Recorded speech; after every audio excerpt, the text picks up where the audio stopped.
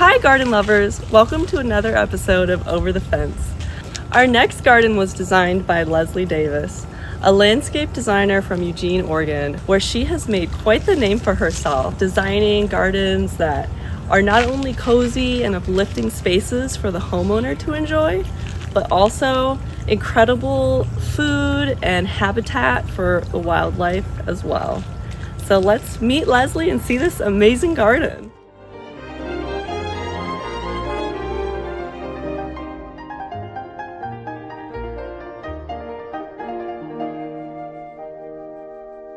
Leslie, thank you so much for meeting us and for taking us over the fence with you. Yeah, I'm happy to show you this garden. It's pretty fun. Yeah, so it's like mostly natives, right? The backyard is nearly 100% native. That's amazing. Yeah, the front has a little more mixing it up because of the deer pressure, but back here we were able to stick with the natives. And how did you come to create this garden? Like, what was your inspiration? And I was really inspired by the homeowners and their desires to create habitat and have a low maintenance sanctuary. That they could just appreciate the birds and the insects and the flowers throughout the year. Cool. Well, you definitely have created that just by what I've seen so far. And so this is kind of like the furthest back, and they have a really lovely seating area. Yeah, everyone I think needs a little quiet nook to just ground down after our hectic day out in the world, and this little corner definitely has that sense of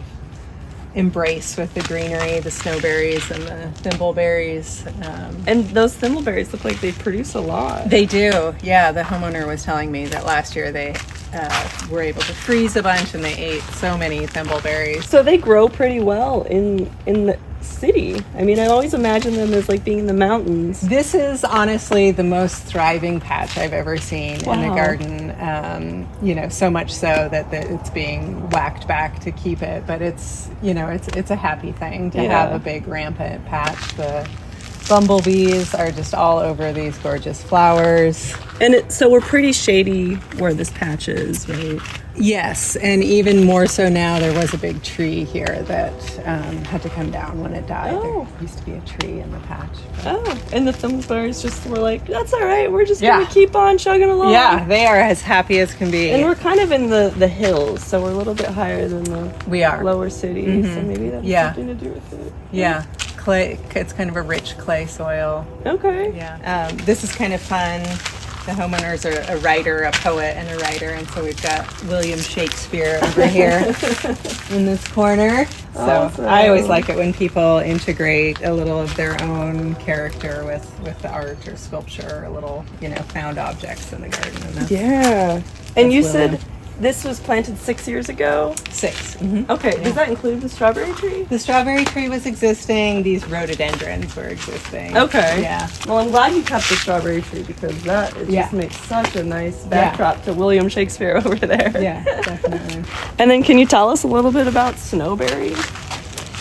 Snowberry, so one of the things that I thought about in the planting here was the neighbors have these row of redwood trees, which really is the dominant plant in the backyard. Their needle drop and their root spread affects everything in the soil. So I wanted to connect with the redwood trees in my plant choices. And so they're commonly found together out in the wilderness? Mm-hmm. Yeah, in the redwood community. Yeah. Oh, lovely. Yeah, and you can see they're extra happy here. They might even need a little bit of a haircut, but they're about to flower, so we'll let them do that. We see hummingbirds come to their flowers, and then they have those fun...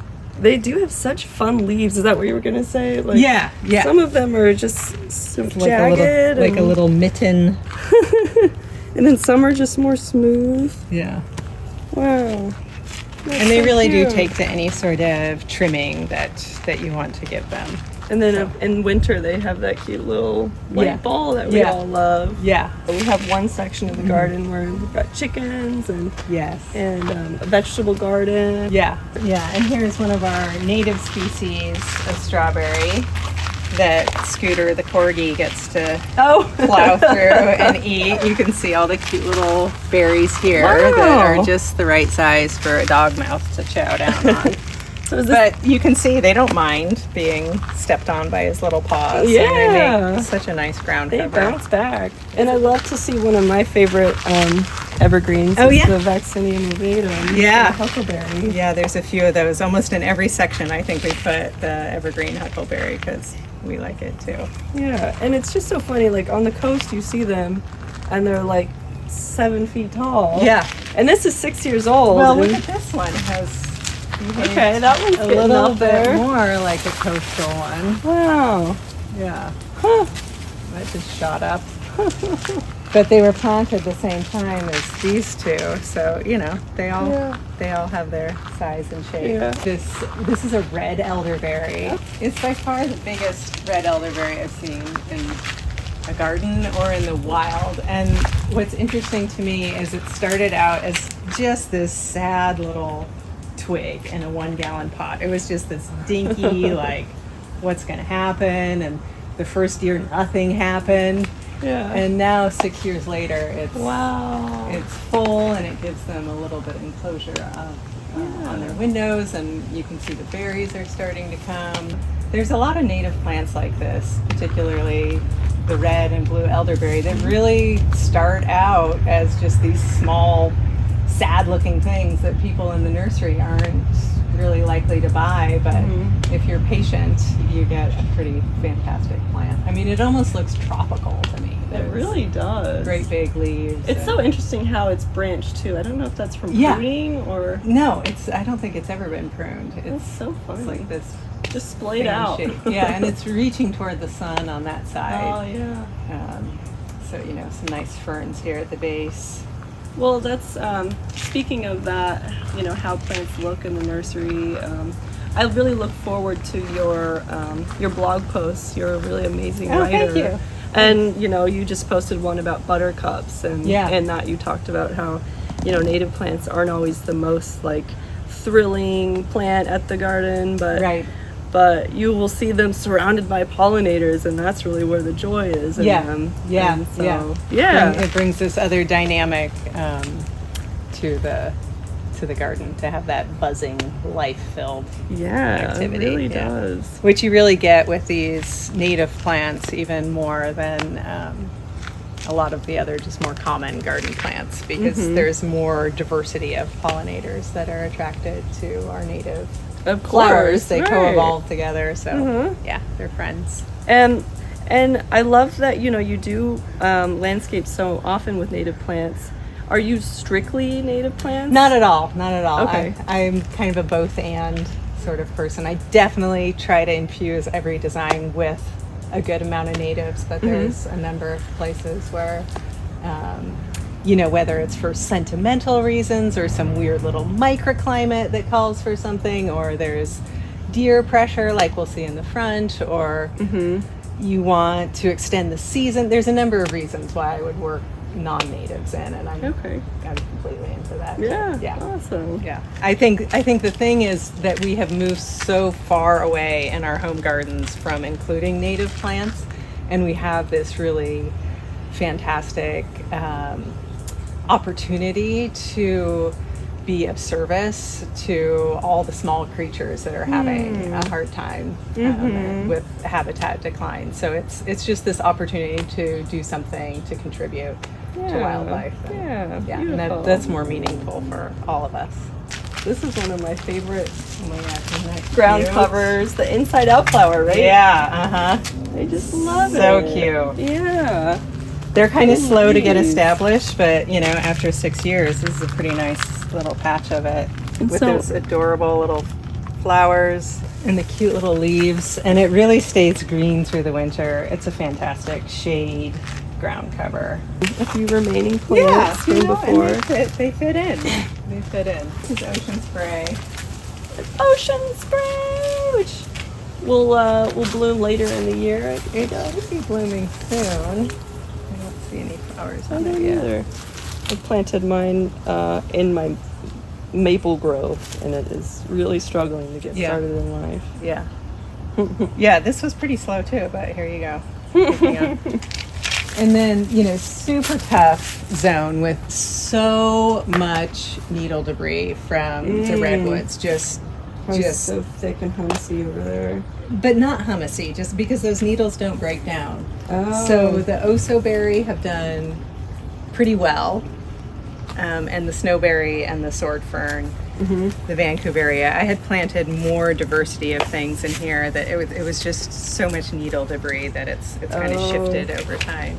I still see some columbine though, so that's a pretty delicate flower that's been really resilient in this tough spot, and the hummingbirds just go crazy for that one. The Ossoberry, they're just thriving. They're one of my favorite for a really dry shade tree root competition. And they green up so early in the year, so they add this freshness in February, March with their foliage. And then of course they have their cute little berries Yeah. later in the year. And Yeah. their beautiful flowers earlier in the year. Yeah. You have to have a male and a female of the Ossoberry, and unless you are buying it when they're flowering and you know what to look for, they don't tend to be labeled in the nursery. So that's, if you really want those berries, you have to learn what to look for and buy them in flower. Make sure you get a male and a female. Okay. I wish they would label them. That would be so handy. Yeah, So that right? we could all have the berries. Okay, nursery industry, you heard that. Yeah. Gonna love this deck to hang out on. Yeah. So I designed this deck, which was really fun Aw. to do. The previous deck was just kind of cut you off, and there was no connection from their home, down into the yard. Yeah, and that's something I love about your designs is you really know how to incorporate the hardscaping in with the garden, and I just love to just sit here and feel like you're just a part of the garden. Be right immersed in it. Yeah, it's I love it. amazing. I love this kind of instead of a railing on a deck, having a bench really is makes it a friendlier place. It sure does. Yeah. And keeps it lower, so it's safe, which is the role of a railing, but functional too. Yeah, probably fun to build too, husband. Oh yeah, so the mock orange is just popping into flower, which is pretty exciting. One of my favorite natives. I've seen butterflies come visit these blooms, which is just a thrill. But in this fairly shaded, and again, all the tree root competition, this is a great big cherry tree that was here that has roots going all through. And anyone who has gardened underneath mature trees know there's a big challenge to planting young plants and getting them established with the tree roots. But a lot of our natives are just really the best choice for that. And these guys have done And very so, well. did you build up a layer of compost when you planted, or did you just kind of dig in between? We did the roots? add some compost-rich planting soil, yeah. And then do you whack it back, or is this? Do you think? I don't know if this has ever been pruned? pruned. I think it's just doing its natural thing. Yeah. They tend to have a pretty upright form, so it fits in here really nicely. Yeah, it really You does. can smell the flowers from up on the upper part of the deck or from down here, Yeah. which is fun. And do I have pollen on my nose? Do I? Yeah, you do. I think you should get some. Finish the tour with that. Ocean spray is going to flower. Oh, nice. Not yet, so that's a little bit later. A lot of our natives are so early in the spring, so ocean spray is nice that it extends Yeah. the season a little bit that way. Yeah. And then I just like the view from here too. It's just, this winding path from the stones, and then you enter this path. It's just really lovely for the eye. Very peaceful. And you can see all the pollinators in the sunlight. All the little bugs. Yeah. How dreamy. Wouldn't be an Oregon native garden without some mahonia. Guys are filling in. Another good one for the dry competition under the redwoods. This gets a little bit more sun, not right now, but in the morning. And really the Oregon grape needs a good amount of sun in order to to set their flowers and then their berries. I always see in the literature it says they're good for shade, but they really want some sun. And do they get pretty like red leaves They do. as well? They do, Yeah. especially again if they have sun. In the Okay. shade, not so much. Okay, nice. Lots of berries on here. Yeah. The fountain attracts so many more birds to the garden, brings them right up close. Because it's great how it's kind of a basin that like holds water and it doesn't just spill over. Yeah. So a bird can perch on the edge and hop around the rim and splash in there, take their little bath. That must be a joy to see. So nice.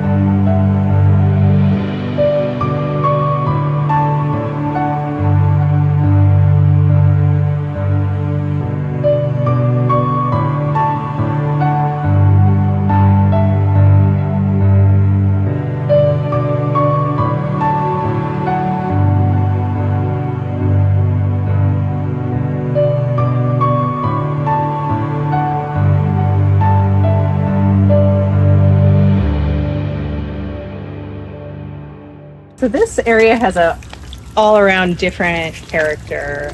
There's quite a bit more sun that comes in here in the morning mostly, but enough that we were able to kind of bump up the floral display. It's a design meadow with mostly natives and then the non-native autumn moor grass, which is just a fantastic year-round grass. Does this change color kind of later in the season, or does it? It gets a little bit chartreuse. For people who are not so into grasses, this is one that they tend to accept. It's just a little neater. It doesn't flop out or die in the center. It's not overly large. It combines really well with the flowering perennials. Is this checker mallow? Yeah, there's two species of checker mallow. This is Sidelcia virgata, or the rose checker mallow, which is shorter and pinker. Okay.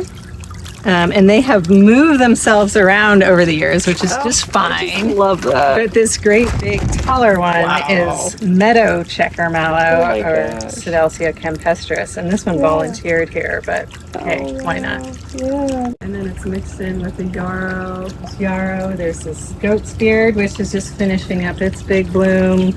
So fluffy. When you touched it, it just exploded with pollen. There's big leaf lupin. I see some bumblebees on, and then Yeah, was that more purple and it's kind of like fading? so here's what I've learned about the big leaf lupin. So this was planted 6 years ago, and in that time since, every single big leaf lupin that I've planted in gardens is this more beige color. Oh. And I wondered what is going on, because in the wild they're purple.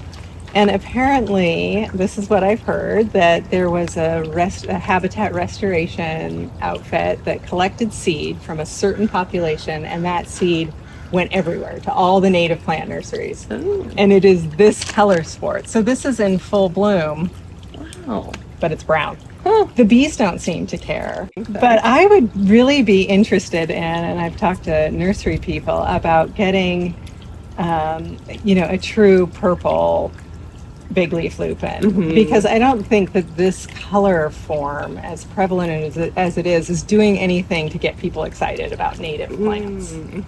If people are expecting that really showy purple and they get this, they might think to themselves, Right. "Oh, I don't like native plants." Right. And that doesn't help us at all. Yes. And here's the native geranium. Look how cute that is. Oh my I gosh. just love how that color glows. This is one that I think a lot of gardeners could easily embrace. I mean, that is just a really sweet color. It's a well-behaved plant. That's geranium The oreganum. foliage is so lovely. So this is a great seating area for one. Yeah, it's good to have a little bit of a social scene. You know, the other seating area and the deck is more social, and could just have a little More contemplative. This is one of the other non-natives. This is wood betony, which I really like in a shade garden, not quite flowering yet. Stachys officinalis. So kind of extending the bloom season into the summer too was the goal with that one, since most of these are spring bloomers. Okay. Showy fleabane is a cutie. A lot of people mistake that for an aster. It's in the Asteraceae family. Wrong time But of it's, year yeah, for an spring. aster. Gorgeous. Yeah, look, check this out. The bumblebees don't care that it's not purple. Look at them. They're like, we don't care. You can be brown. We got all we want. Isn't that cute? How they push the lower petal down just to get right in there.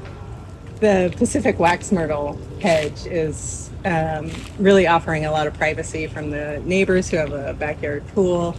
And I hear the homeowners say that she often sees all sorts of cute little birds perching in it. Wow. It's one of my favorite evergreen native hedge alternatives to the very overused English laurel. And I imagine it kind of created that privacy screen pretty quickly. Pretty quickly, yeah. I mean, it just shot up. I would even suggest trimming the tops off if they want to keep the far view into the distant hills. I wanted to ask, I mean, as a designer who has made some amazing non-native gardens and continues to make them, when you design a native garden, are there any kind of gaps in like texture, form, color that it's kind of difficult for you to fill, or do you feel like you... That's a good question. Yeah, in order for it to be, some people use the word legible, or, if someone isn't really well versed in our native plants, I want them to be able to look at it and understand it as a garden, not just a bunch of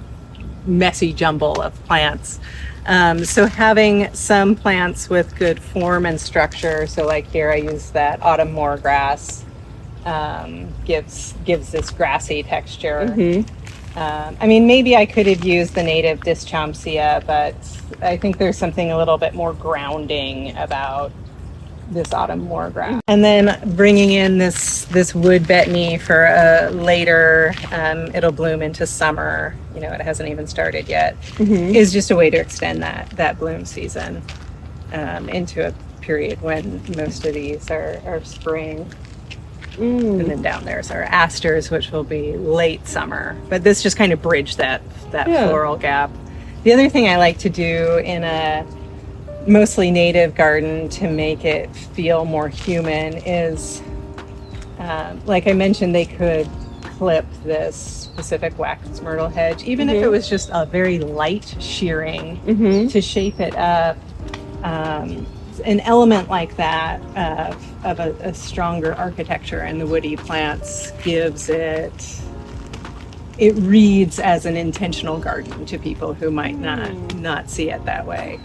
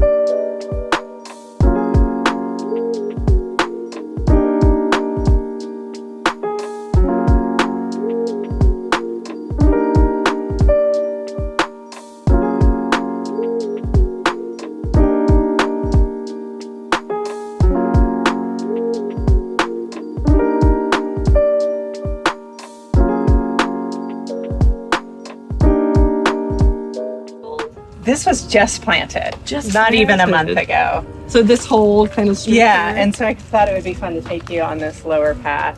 And then this is where you have to contend with the deer. Deer are coming in, so we planted a Santa Rosa plum here, and that gets a cage. Everything else should be resistant. And so what percentage native would you say you've done in this section? Probably 75% natives.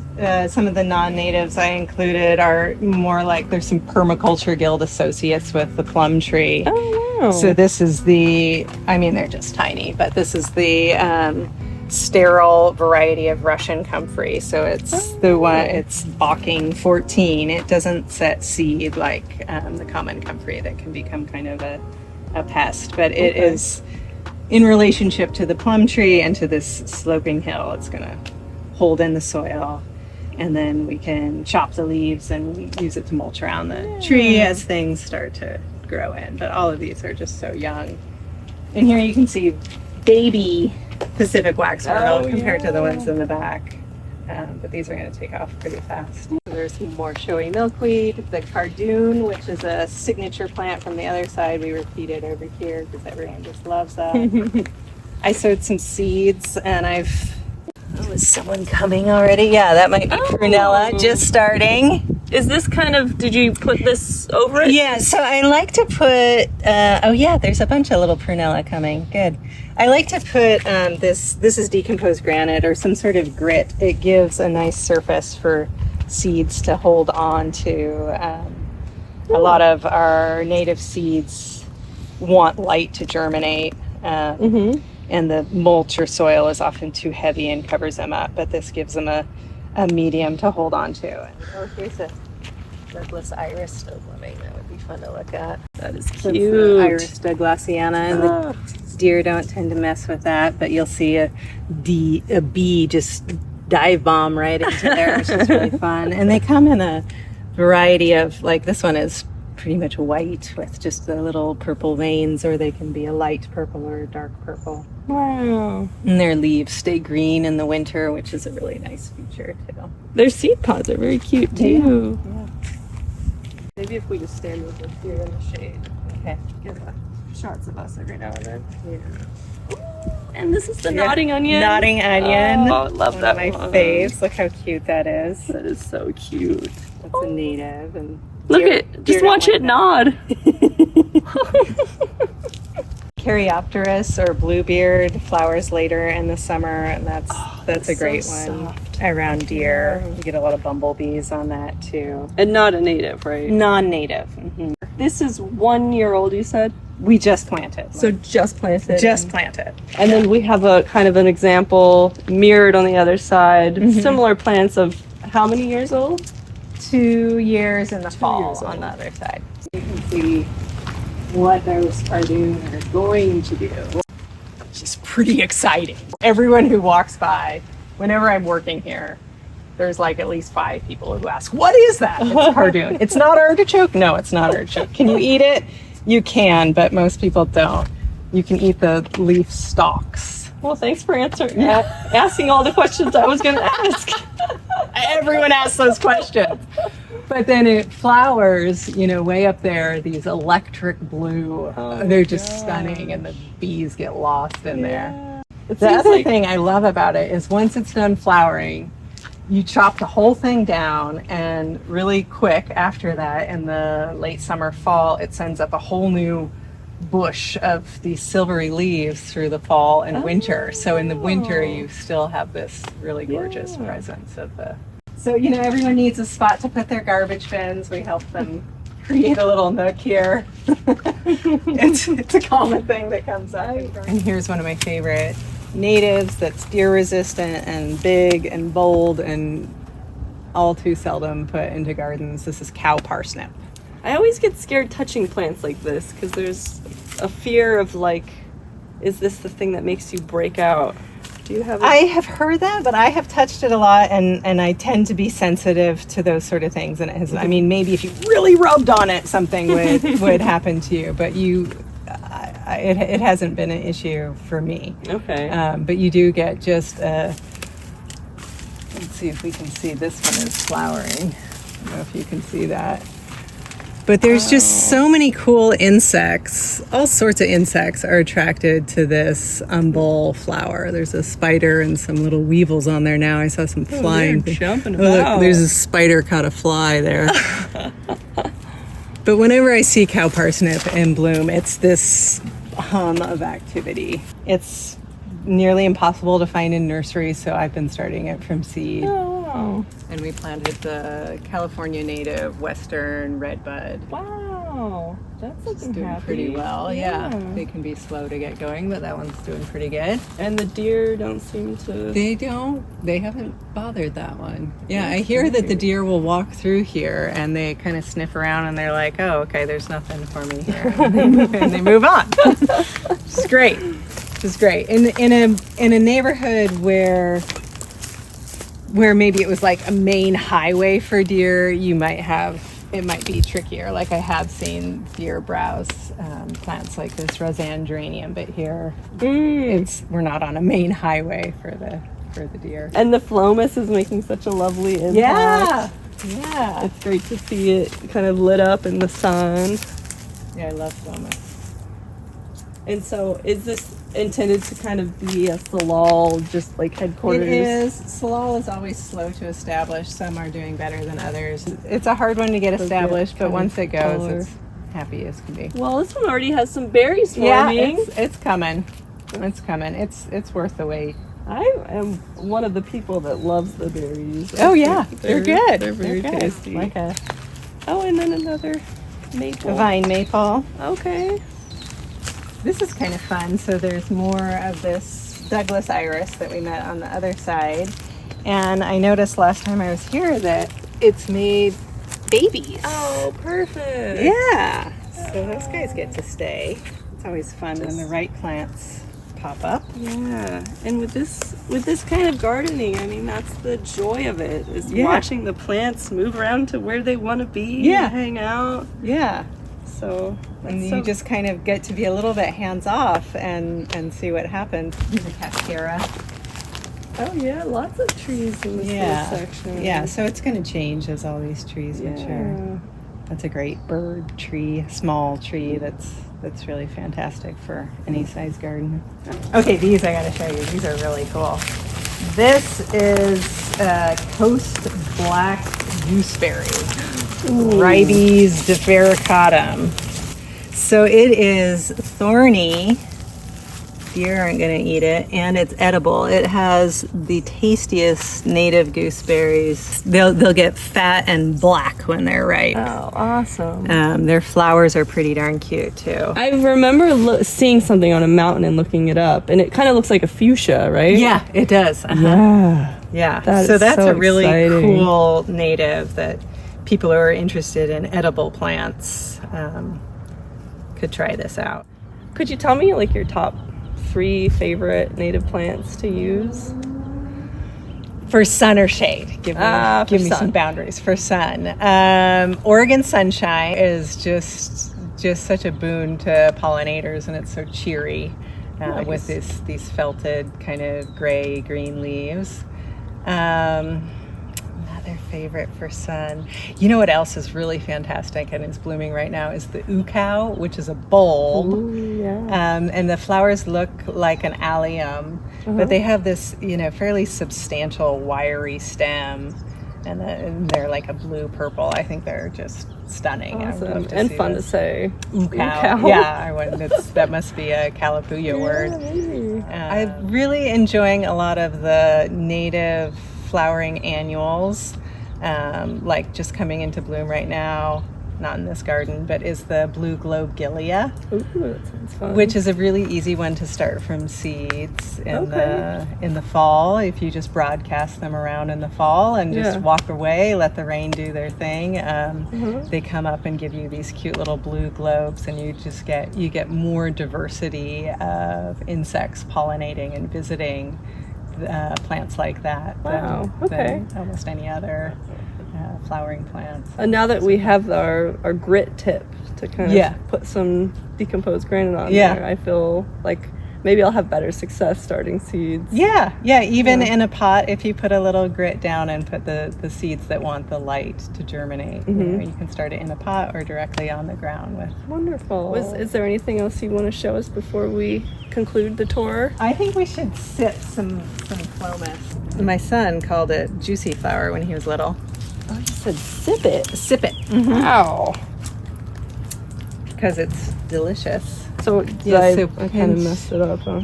See, it has these little buds, these little nubs right there. Huh? And then Wow. there's your little straw, like a honeysuckle. Mmm. So that's always fun for kids or adults. Yeah, and even when they're a little bit, past their prime, I think they're even juicier. A little fermented, maybe. Get tipsy on the Jerusalem sage flowers, yeah. Oh. Yeah. Well, this has been such a fabulous journey over the fence with you. And Good. so Well, it's thanks so for grateful. coming.